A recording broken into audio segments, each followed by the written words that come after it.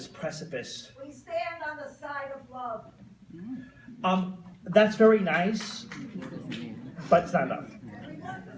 No. Okay. By the way, here's what. Okay, that's very nice. I'll write you a card that says that.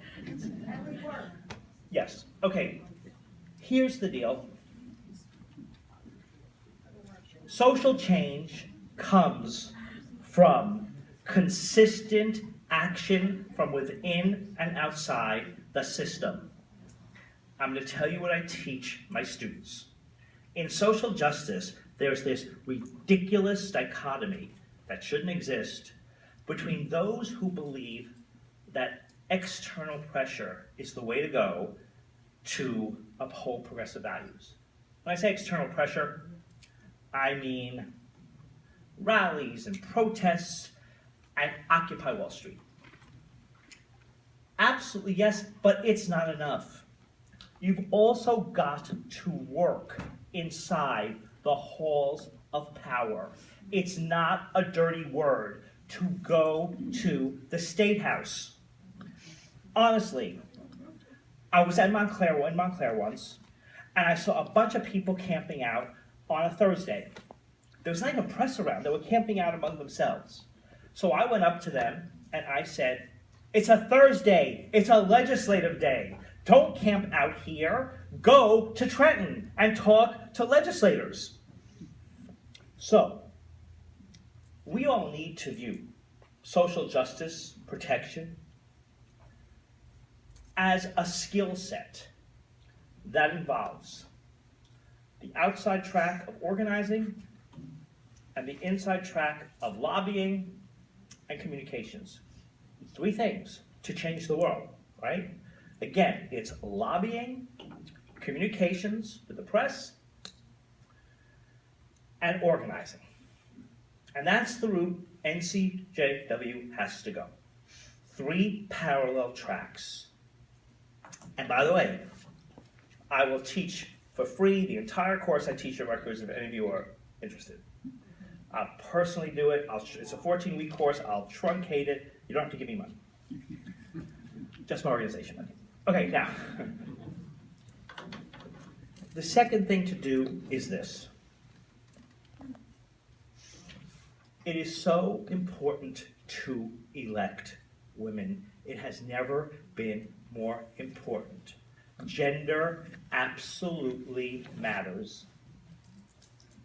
Why we don't push back and say that yes, Hillary Clinton's gender matters because she is the most qualified person who ever ran for president. I would ask some of you to do something you never thought of in your lives. If you're not going to run for office, get involved in your Democratic County Committee. Go on a school board. Run for something. Take your activism to the next level. Third, I don't have to tell that to this group. You can't be too aggressive enough. I've learned that already.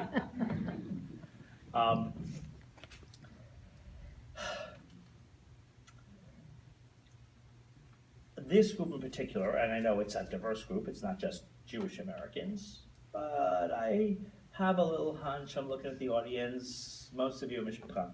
Listen, you live in a region that is very influential to President Trump. Can you believe those words? And you need to start becoming more political. Yes, 501c3. Yeah, I'm telling you that. And here's what I mean by that. There's a misconstruction of not-for-profit law that says we can't get political. You can't endorse a candidate. That's true. But you can spend up to 15% of your time on legislation and lobbying, and you do.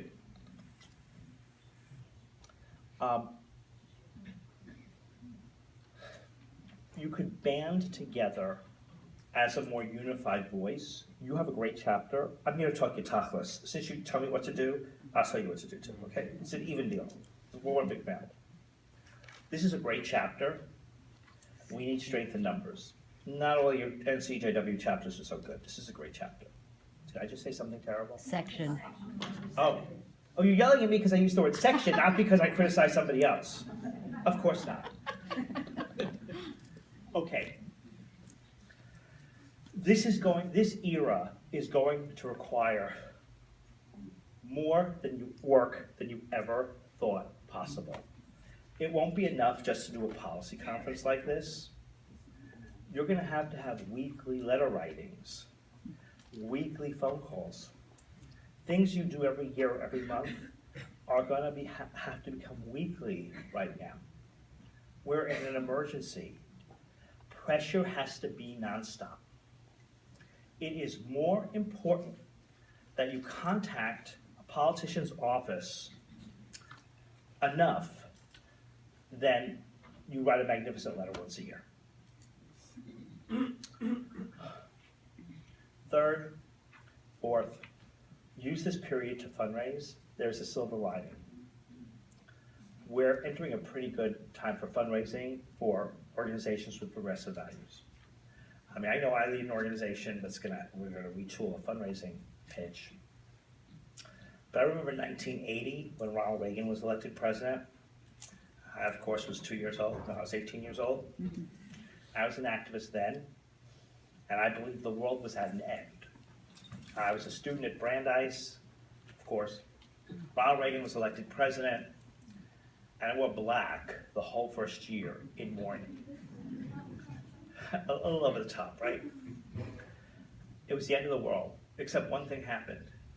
Not-for-profits grew like you wouldn't believe.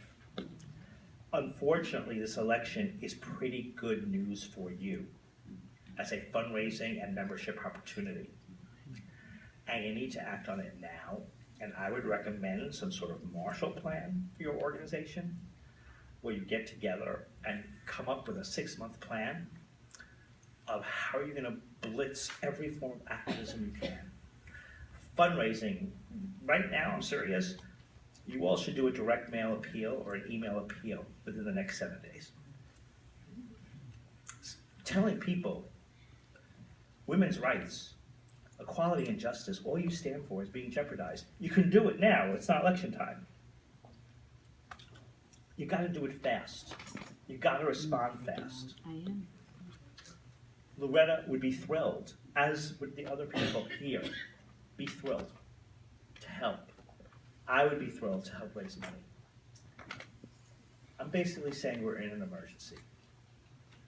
If you think it's bad, it's worse. Because what the election of this president has done is numbed people to a new normal. People now think it's okay to say what he says and to sexually assault people. People think it's okay to make fun of a differently abled person. Remember that reporter? I have a brother who's disabled, he has autism, and he can't control his hands. I can't say that. Thank God we have gun control. Just thank God, because I'd be in jail. So Donald Trump should be for gun control. And what's so scary, and why you have to act so fast, is because history's biggest tyrants and most heinous people are not those who really believe the words that come out of their mouth, but those who are willing to lie and say anything to ascend to power because they have no morality. That's the problem. George Wallace, I bet you all didn't know this, the famous Alabama governor, was once one of the most liberal people on racial rights in the South. But he sensed a way to rise to power. He changed himself overnight, as did many of the opponents of the civil rights movement, as did many opponents of LGBT equality. They went worse, they were fine, until they sensed it was their way to power. It was never ideology. And so this man is going to move rapidly. After all, Chris Christie's head of his transition team. Really?